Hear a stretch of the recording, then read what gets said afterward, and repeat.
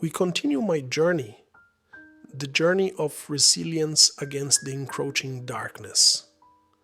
After my legs became swollen from long hours of standing and the restaurant management discovered my failing vision, they didn't fire me directly. Instead, they chose a crueler form of torment. They would intentionally turn off the lights, knowing I couldn't see in the dark, just to amuse themselves by watching me stumble and mock my helplessness. I left the job with tears burning my cheeks, not for myself, but for a family waiting for me to provide their daily bread. I left with nothing but my father's small pension, which barely lasted a few days.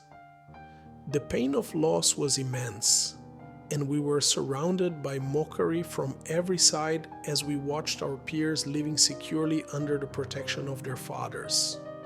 At 14, I made a decision far beyond my years. We sold the land where our olive trees had withered for a meager price, and I decided to travel from Syria to Lebanon to partner with someone years older in a small grocery store. My exile began there. I said goodbye to my mother and siblings with eyes that could barely recognize their features.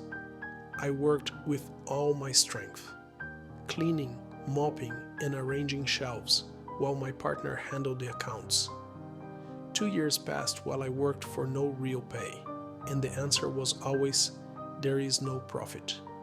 2 years of patience, earning nothing but crumbs.